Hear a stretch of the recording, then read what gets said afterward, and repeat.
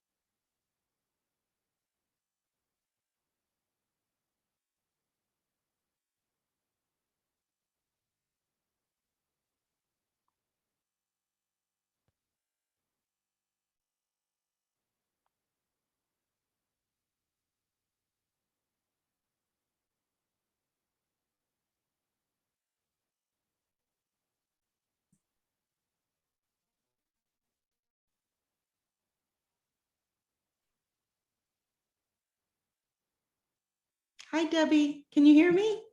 Yes, I hear you just fine, Dawn. Hi. Oh, wonderful.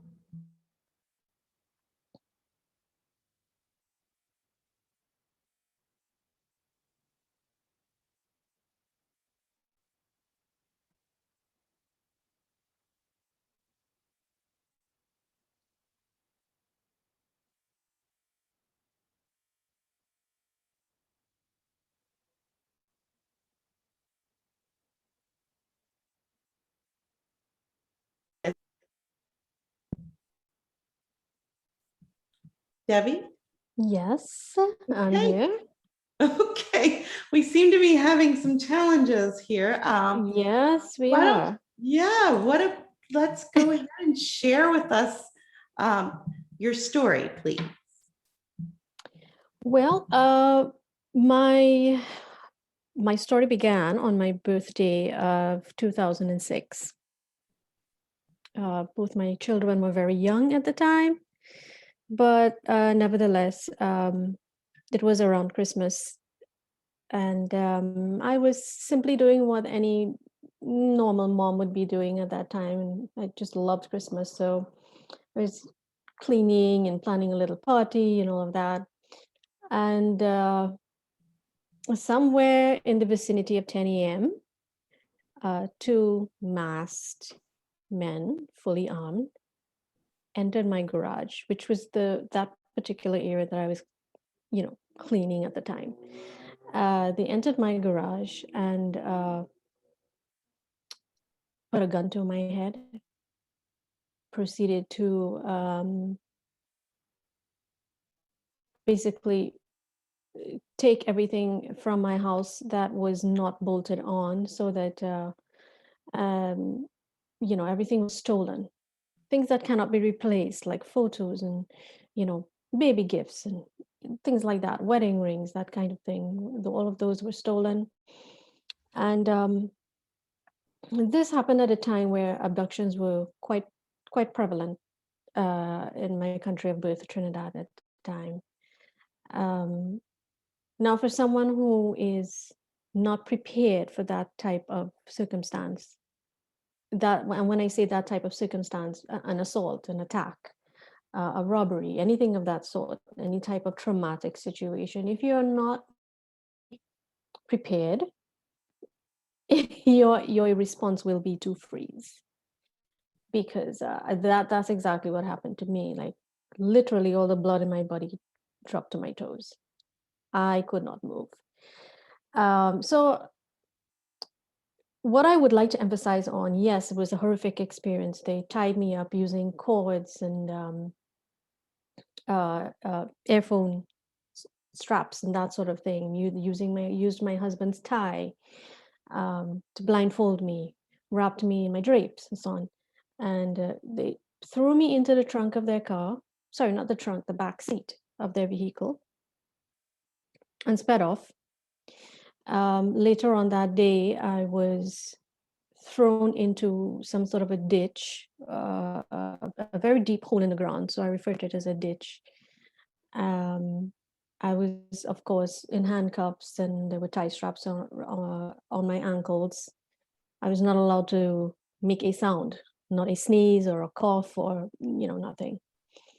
But I must emphasize that from the moment that these men entered my home, which is supposed to be my safe place, and the one word that kept resonating in my mind, and that continued for the entire 14 days and nights that I was held captive.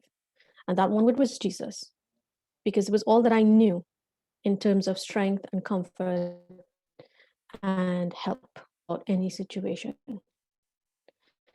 And I think we would all agree that was like the worst of the worst. Um, they proceeded, they kept me there all day in the rain. And then later on that night, I was moved to another location, which was a little apartment on an uphill incline.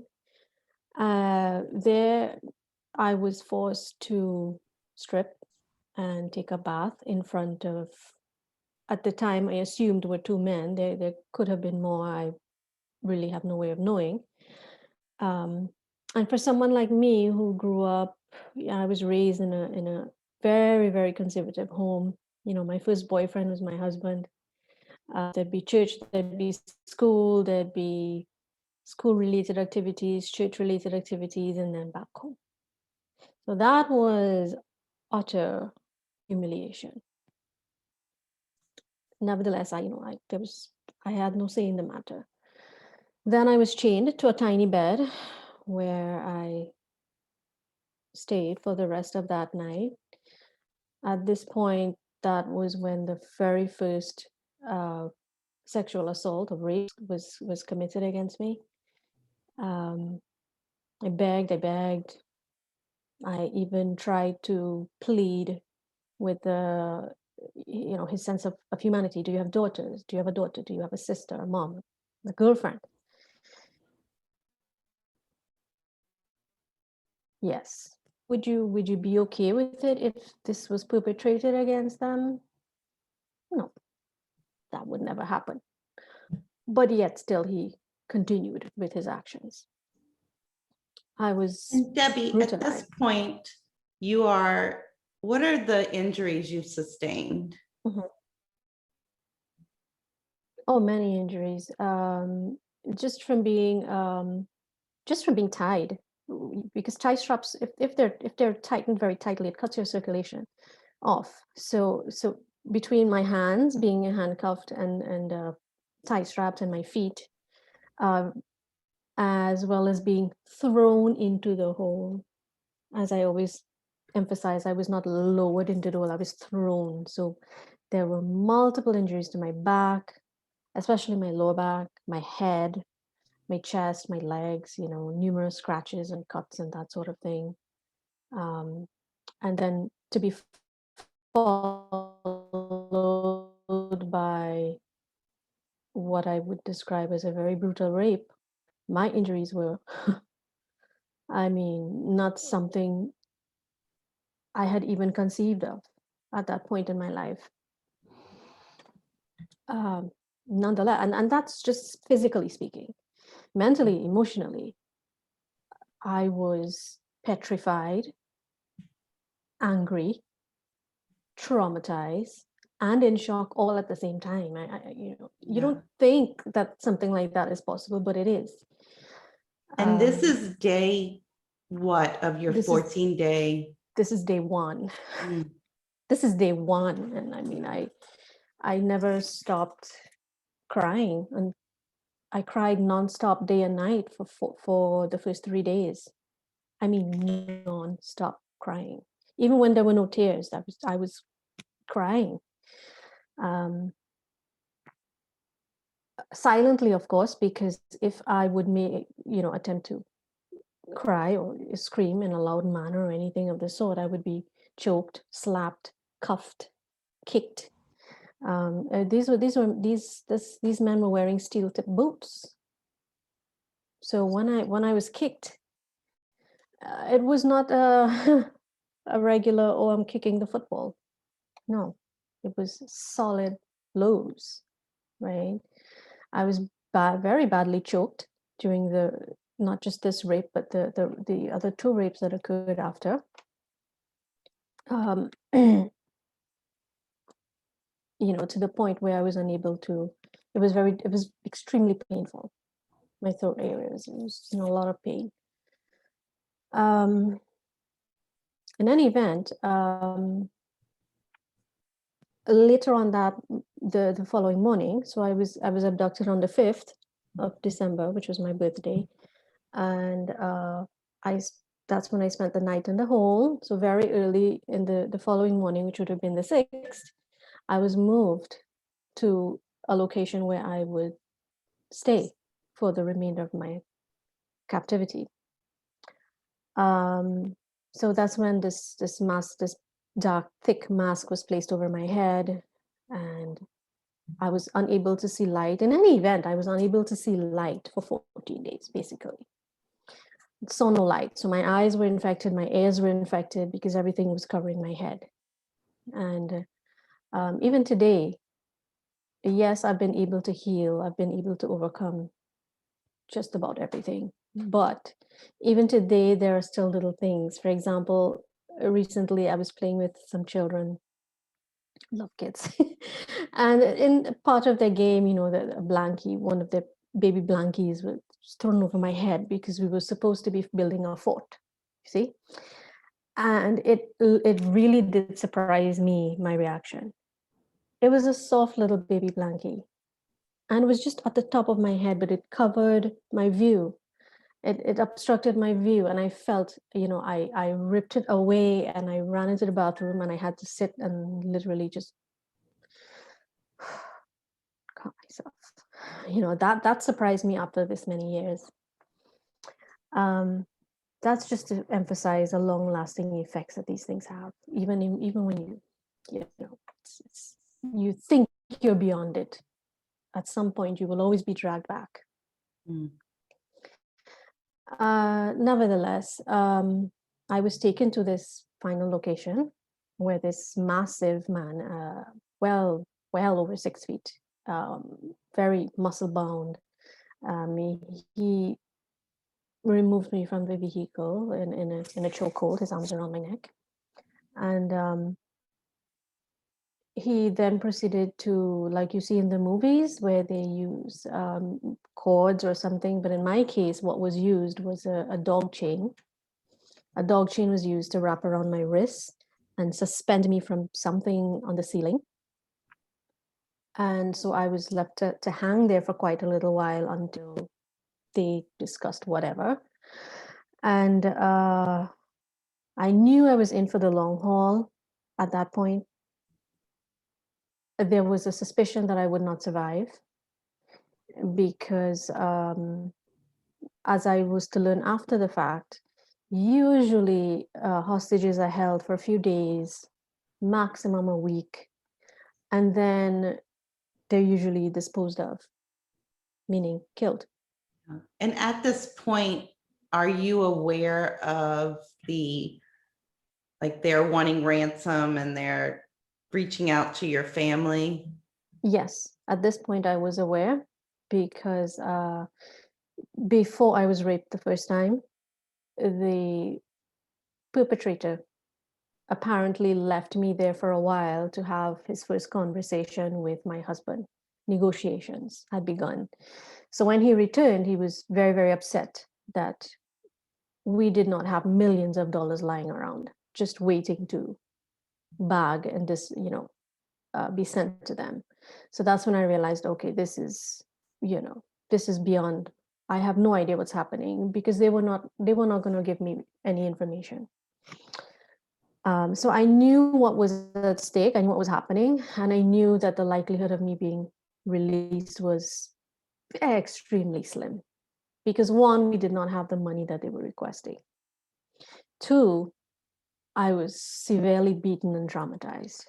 I did not think I could survive that. And I mean, the crime rate, the murder rate was staggering, and it's even more staggering now. So I weighed my odds basically, and I knew, okay, this most likely this is not going to end well. But I did the best that I could to keep my head up, because the most prominent thing in my mind were the faces of my two kids. Who's going to take care of them if I were to not survive this? Um, anyway, he left me there for a little bit, and he came back, started probing me, questions, what salaries, how much money do you have saved, etc., etc. And being as traumatized as I was, and continuing to cry and all of that, I was unable to respond in any understandable way, and that just infuriated him more.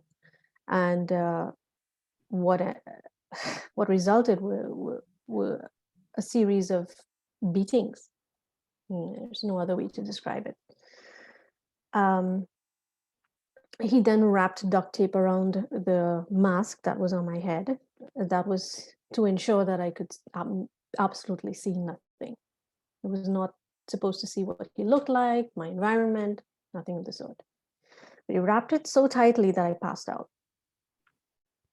I was not even aware that I had passed out until he was trying to awaken me with water and whatnot. And long story short, he then dragged me into a little shed or shelter of some sort.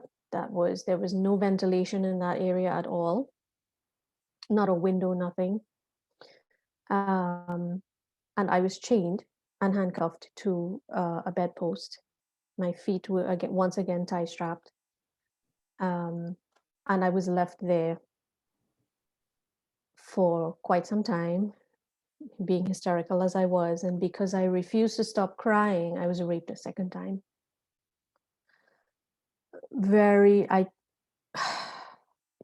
Continuously using the word brutal just does not do it justice. There's no justice to that. It was brutal. I fought with all of the strength that I had left in me. I screamed. I was choked until I was on the brink of passing out with every sound that I made. And and then I was told to wash, meaning get rid of DNA evidence.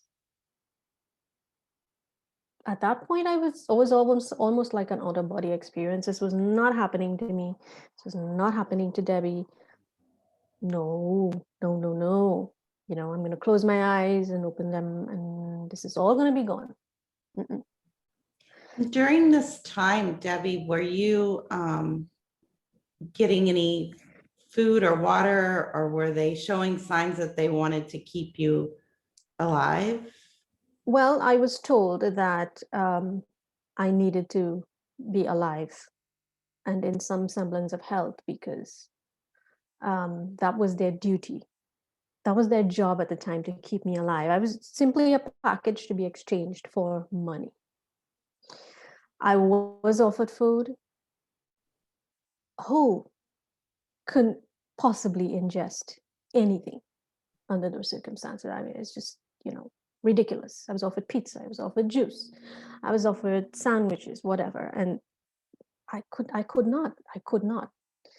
And after about the third day, finally, the man who was then called the keeper, he started leaving like dry crackers and a bottle of water for me. And I tried, sipping a little bit of the water. Everything came back up. Not that there was anything in my stomach to come to, but just kept coming back up. Everything just kept coming back up. How much But that was time after. How much time were you left alone during these periods? Most of the time. From the second day, after the third day, this individual would leave sometime early in the morning and return sometime very late in the evening. So the entire span of the day, I would be alone in this enclosed unventilated area. There would be a radio. There was a radio somewhere close to my head that was blasting And you music. can't hear, I mean, you can't see. No, I can't see, but I could tell, this is that was left there, turned on loudly, so just in case I screamed, no one outside would be able to hear me. But it was after the third rape that I really, I sort of grew numb. I was just numb to what was happening and almost in a trance in terms of even my thoughts. And my thoughts were incoherent. Everything was incoherent. But like I said, the one thing, one word and the one name that kept echoing in my head was Jesus. That was the one word. Now,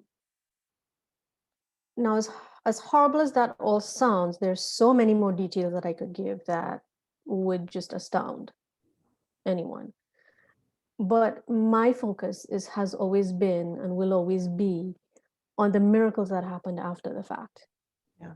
Yes, I was tortured, I was brutalized, I was badly beaten, and I'm barely like 5 feet. So, and these men were huge and muscular. So it was not, it was not a pleasant. So Jesus, the word, the name, you kept having that come up. You mentioned from almost the moment of being abducted. How did that, as it came up for you, what did that do for you? That was my lifeline. He was my lifeline. His name was my lifeline, because I knew that I was lost to the world. This happens all over the world all the time to women, all the time. Women and men who are trafficked, they're just lost. Technically they're not lost, but you feel lost, like you do not exist to society anymore, because now you're just a statistic. You're just a number that's being added to the column that says trafficked or abducted or raped or abused. You're just a number that's added. And I knew those were the facts. So I felt lost. That word, his name, who he is to me, and my love for him grounded me. Is that what, when you said, I did not think I could survive this? No. And you mentioned your children and then Jesus. Yes. My children, like I said, there's so many details I can go into. Their faces. Over that period of time, Dawn, I was able to, and I always say this was divine, because I had no prior knowledge of these techniques and these skills and these abilities to do certain things. I had no prior knowledge. And somehow I was able to, as I say at times, download this information, where I learned how to reduce my heart rate. Because you can just imagine, the level of anxiety that I was enduring. I went into shock at least 3 times. That kills brain cells. Sometimes I tell my kids, maybe I've got 2 left. Sometimes I feel like I've got 1 left. But I was able to learn how to reduce physical pain, regardless of what part of my body it was most prevalent. So if the pain in my head was worse than anywhere else, I would use that visualization technique to reduce physical pain. So what I focus on is emotional, mental, and spiritual healing, because that's what you need to go through to get past something like this. But you didn't have those tools at that time. That's the thing. I was not equipped. But you were still able to do those things. Exactly, which confounded me, because I was like, after the fact, I'd be like, oh, where did that come from? Yeah. And this is why I say that everything was divine, because a few days after I was held hostage at that point, the keeper, the man who was supposed to keep me alive, literally, he made a 180-degree turn. He became very kind, very gentle, and a protector. And initially I thought, okay, that's his job. He's got to keep me alive. He has no choice. But I always refer to that incident, that click, as Daniel in the lion's den. Because I always say God shut the mouth of the lion, because he then started having conversations with me about life and politics and marriage and my children and music. And you would not imagine that this was a hostage situation. And I was responding almost in an out of body type of way, because if a man has brutalized you this way, would anyone be willing to have a conversation with that person? No, it's not natural. It's not our innate response. But yet somehow I did.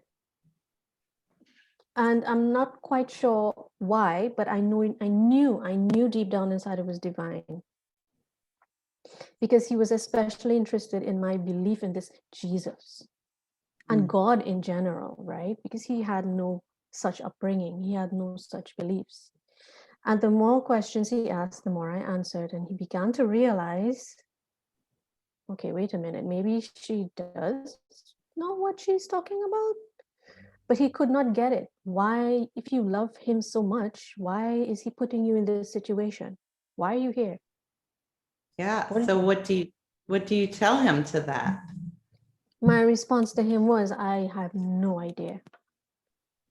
I told him, I said, I have not, to my knowledge, committed any crime or any sin that would warrant such a punishment. But I knew what I knew, and I knew that he loved me. And whatever his reason was for putting me in that situation, I might never know, and I may die here not knowing, but eventually at some point he will reveal it to me. And he could not comprehend that. Is he at this point, he's your captor. He has been one of the brutalizers, one of the rapists. Yeah. What do you think he's trying to glean from this information? Well, I think he wanted a little piece of what I had. That piece that I found in such a horrific situation, I think he wanted a little piece of it, because he did admit to me he's been a stone cold killer all of his life. And he hadn't been able to deviate from that. And he saw that I had an inner peace, and he could not, he couldn't quite wrap his head around it. And it got to the point where he cried and he apologized. I'm sorry. He admitted he would regret for the rest of his life what he did to me. And he would change. He would never do it to another woman again, etc., etc. And then he begged for my forgiveness. And I forgave him. And that blew his mind. Now it blew my mind as well. Because I was like, Debbie, are you really saying this right now? But deep down inside, I knew it was me, but it wasn't me. It was divine again. And I told him, yes, I forgive you. And he asked why. And this is the one thing that I kept telling him over and over again. Because Jesus did not come to this earth to condemn, to kill, to point fingers and to blame, but to save. And he cried like a baby for days about this. He asked if he could be my friend, to which I said, yes, you could be. And he was elated. He was elated. And if he refused, he started untying me. He said, okay, I'm going to get you out of this. Nobody's going to touch you. Nobody's going to hurt you. Nobody's going to kill you. They will have to kill me first. So you've agreed to be his friend. And now he's basically trying to release you. Yes. And protect you. Yes. At this point, is he learning to have that little bit of what you have? Is he seeing, would you call it faith? I think at this point he was beginning to. Mm. because he at the time I was wearing a scapular, which something I never ever removed. It's a little picture of Mother Mary and Jesus. That's the only thing that it did not steal from me, because monetary wise, that's of no value, maybe $5-6, something like that, right? But he kept looking at it. Apparently, I mean, I could not see at the time, but apparently he kept looking at it, and he asked very politely and very humbly if he could keep it, if he could have it. And I asked him why, and he said, because every time I look at it, I will remember you, and I remember everything that you said, and that there's always a chance for me to ask for forgiveness and to change my ways. So of course I said, yes, you can have it. And he did not remove it from my neck. He told me to remove it from my neck and put it in his hand, which I did. And from that night, he slept on that tiny little bed, if you want to call it that, with me, which was disconcerting, but at the same time, it sent a certain message to me that he was my protector, to the point where he freed me entirely and said, listen, just average 20 minutes in your head, get up, remove your mask, and run. One day he just said that, and it happened so quickly. I was like, oh, what? He said, just run. And I sat on the bed, Dawn, and I was like, okay, is this a trap? Is this, so this is Debbie rationalizing is this a trap? Okay. But there was this voice in my head, and I know that voice, and I hear that voice, and I'll know it anywhere. This voice said, if you run, you do realize they will kill him. And Meaning that captor, that captor, brutalizer that now is your friend, friend. Oh, yeah. I knew that whoever he was working with would kill him, because he would have allowed me to escape. And that means what? No money for them. And to me, the rational response to that would have been, well, who cares if they kill him? Look at what he's done. It's inexcusable. But the voice also said, if they kill him, then indirectly his blood will be on your hands. Did I come here to kill and condemn? And it occurred to me, well, this is not me. This is the Lord speaking to me. And I stayed put. And when he came back, he was so upset that I did not just run. And when he asked why, I told him again the same thing. Jesus did not come to kill, maim, point fingers, blame, condemn. He came to save. And if I had run, your friends would have killed you. He could not. I had to literally beg him to retie me in the event that someone... Did he see that was an act of protection for him? Yes. He And realized. Did you at any point think, like, did you know that you could have gotten away? Did you feel like it was a certainty that really the only downside here is that he would have been killed? I felt like I would, if I had, I felt like I could have safely gotten myself out of that situation. Wow. But I didn't. Right. I didn't. I could not move. It's almost as though God said, stay put. Yeah. So you get tied back up again. You ask him to tie you back up. Yes. So that no one's wiser that he's tried to help you. That's right. I told him, okay, at least my arms, at least my hands. Okay. And so I remained there, and there were attempted drop-offs of the ransom money that didn't work out for different reasons. And about 2 days before I was eventually released,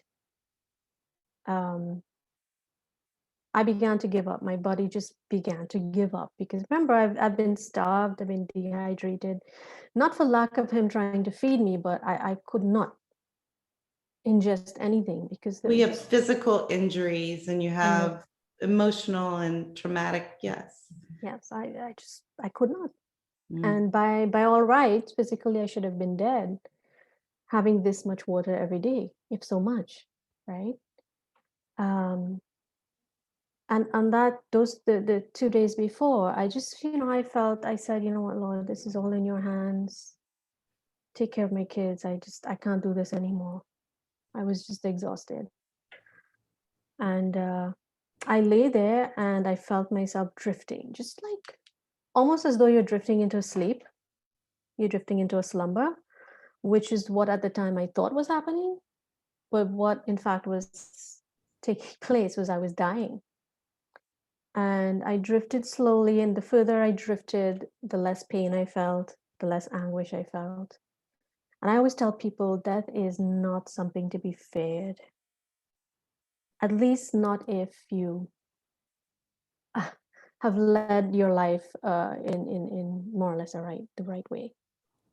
And the next thing I knew, I was out of my body and I was looking at myself and at the room, and I was like, what in the, am I dead?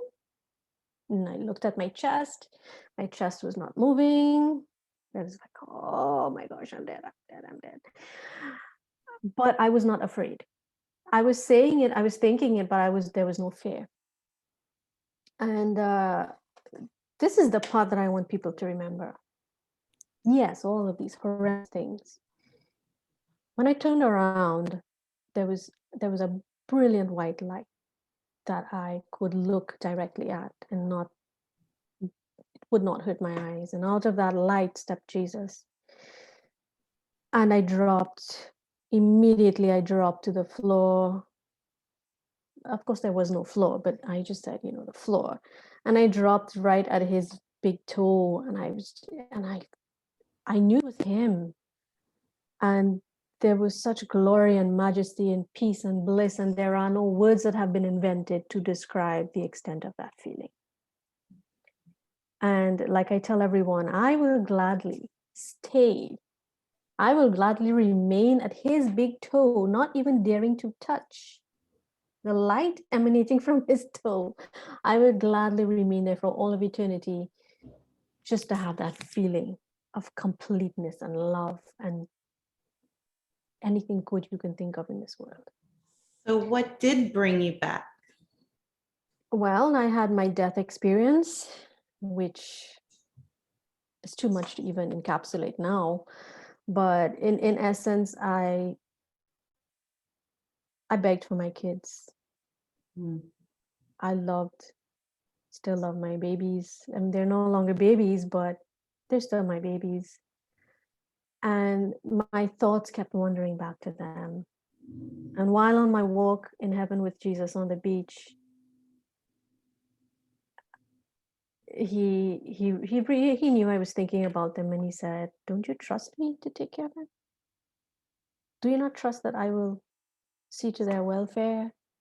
And I really honestly let them go. I said, yes, there's no one I trust more with my children than you. So yes, I trust you. And I think it's because I let them go, he gave them back to me. Because then the light of God himself appeared, and this voice came out. It's an indescribable voice, deep and thunderous, but the gentlest thing you've ever heard. And I remember thinking, oh my gosh, this is the voice of God. And his voice said to me, my voice is as sweet as honey to those who belong to me, but it is the worst sound that anyone will hear if they do not belong to me. And he gave me instructions. He said, okay, I'll let you, if you go back to your kids, this is what you've got to do for me. And I've always dedicated my life to God. He showed me the book, Bare Feet, what the cover would look like. He told me the name down to the font style, the picture, the images, the words. Said, do not worry. You sit to write and I will give you the words. but this is what it ought to look like. And you are to send this message to as many people around the world as you can. Don't worry how it will happen. It will happen. I will make it happen. And I knew it would. And then his light disappeared, and Jesus smiled, and he placed his hand on my head, and he blessed me with this indescribable warmth. And as I always tell people, when he blessed me, he removed STDs, he removed physical marks, he removed any possibility of HIV, because when I was released, they could find no trace of anything, no trace, which Wow. baffled the doctors, because their calculation stated 98% likely you have contracted HIV because you've been there 2 weeks. You've been raped by different men. See? In any event, I knew what my calling was. I saw the saints. I've got my angels on my left and right side, Archangel Michael, Archangel Gabriel. And Jesus said to me, everything will be fine now. Go back. They will stay with you until your work is done. I curled up in a little fetal position on the sand, and then I went, next thing I knew, first gasp back into my body, painful. And I always joke and I tell people that's why babies scream when they're born. Like, why am I here? Why did I leave this to come back here? And it's so horrible, and the body is so heavy, and you never know how heavy and irritating this body is until you're outside of it. So now you're back in this body that's beaten and hurt, and you're in this shack. Yeah. And And I then knew everything would be fine. and you knew everything would be fine. I knew. So then you're there, but the ransom is paid, Mm-hmm. and it's time for your release. To be released, yes. And it happened, it all happened so quickly. He got the phone call, he rushed into the room, he was hugging me and kissing me all over, and he was like, you're going home, you're going to get to your babies. And he did something else that has never been heard of. I was given a phone. I was given my phone to call my husband when I was released. That's divine. That does not happen. They were looking for Debbie Ali's dead body 1 week into that 2-week time frame. It does not happen, and they were flabbergasted. And I was thrown into a vehicle, and they rushed around, and they dropped me off at a location that was fairly busy, um, and of course I could see nothing. My eyes were so infected from not having seen light for 2 weeks. I could see nothing, but I managed to dial my husband's phone number, and the sound of his voice on the other end, after he is home to me. He and my kids are home to me, and hearing his voice, I knew I would be okay somehow. But what I was not really prepared for was the aftermath, the healing process. That's why I started 3GL Consulting. 3 as in God the Father, God the Son, God the Holy Spirit, and GL as in short for glory. Glory to the Father, glory to the Son, glory to the Holy Spirit. What I do is meant to bring glory to God and nobody else, not me. Yeah, tell us about that experience, because what you're talking about is the actual police and the responders and the healthcare workers, right? That was not pleasant. That was, I would say, equally as traumatizing. Police are trained along certain lines. Are they trained to really deal with victims of violence, victims of abuse, any type of abuse? No, it was very obvious to me. And I'm not speaking only of my homeland, I'm speaking in general. Police officers are not equipped to deal with trauma, and women and men who have been traumatized. So they basically bag you and tag you, and they take their reports and they do their notes, and they can't even look you in the eye. They were unable to even empathize with you. And that was, that wasn't even the worst of it. The worst of it was with a medical personnel, would you believe? Mm. You would think maybe, I don't know, perhaps it's because they've seen so many of these cases, they've become immune or not. They treat you like, and I'm not saying this as a generalization, as in all of them are this way. I'm saying most of them are not prepared. They treat you like you're a slab of meat. Okay, this one came in, bam, okay, let's examine, take swabs, okay, do this, blood test, whatever. They strip you naked. You're on a bed, they strip you naked, this, that, the other hair samples, they take pictures of signs of the rapes and whatever, and you're just there having gone through what you've gone through, and they just bag you and tag you like, okay, next one. It was traumatizing. Mm. I had one doctor, she was testing me for STDs. She was taking samples for STDs, and she asked me during the process, so how much money did you pay? What? You're How much asking me ransom what money? what was the ransom amount? Mm. And it was mind-boggling. These people they're not well trained. So how, like, what kind of advice would you give someone that has to um, go through something like this? Go through the motions. Go through the motions, because to revamp a police service in terms of how to deal with victims of abuse and trauma, and to revamp the medical personnel, it's a monumental task. So having endured your own trauma, be prepared for this subsequent trauma.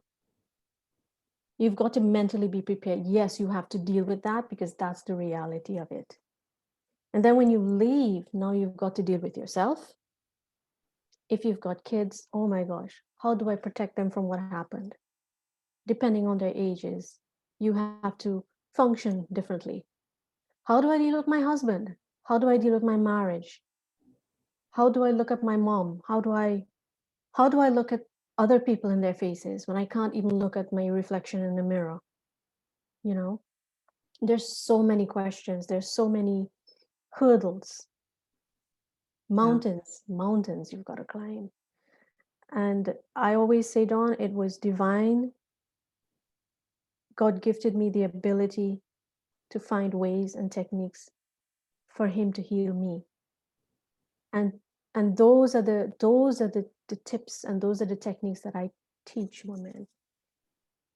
Because I've been to counselors, I've been to psychiatrists, I've been to the rape crisis, I've been, you name it.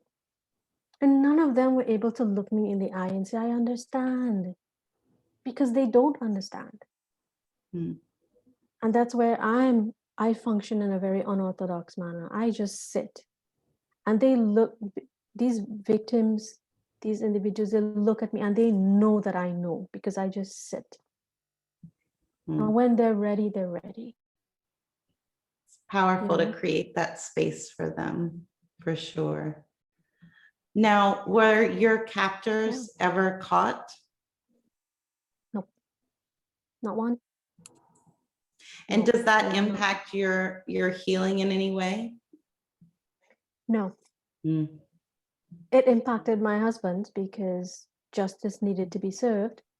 But to me, my mantra was, vengeance is mine, I shall repay.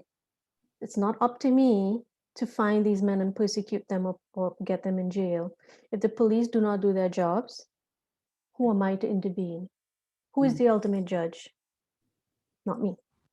So your So faith is what really pulled you through, that and your alone. family, and coming back to them, and this message that you are to share for others who are victims, to know that there's hope on the other side. There is. And that's what people can really get out of what you Okay. do and from your book. Mm-hmm. Mm-hmm. It's an incredible story. So, and now when I say the other side, it is literally the other side, because there is a massive steel wall in front of you. and you've got so many nicks and cracks in there, you're shattered inside, and you've got to figure out, how do I get over this wall? But when you do, it's not going to happen overnight. It happens in stages. But when you do, there is life, there is hope, there is peace, there is forgiveness. There is everything good that you can conceive of is on the other side. It's not the end. It's not meant to be the end. That's a really powerful message. Thank you so much. Is there anything else that you would like to add? Yes, well, several things. The book Bare Feet, which tells my yes. story in much greater detail, is going to be out on my website in another week or so. So in the meantime, if you would like, you can go to my website at 3glconsulting.com. Leave your name, contact information, email address is fine. And I get back to you once it's out. If you would like a hot off the press, autographed copy, that type of thing, you can also indicate that as well. And take a look at the services I offer, because I approach counseling entirely differently to anyone you've ever been to. My IG is Michael3GL, Michael as in Archangel Michael, yes, and GL. And I would like to leave you with this, which was God's message, which is God's message to not just women and children, but men, everyone in the world. I see all, I hear all, I know all that happens in the darkness and the light, and I save. And he does save, but you have to allow him to save. And Mother Mary spoke to me, the only one of the saints that spoke to me, and she said, God always answers the prayer of a mother, and like always, it always irks me, women, we need to know how powerful we are. We are, it's in our lips, it's in our words, it's in our thoughts, women especially, not to discredit men, not at all, but women have a different power that God has blessed us with. I'd like to leave you with that. There is hope.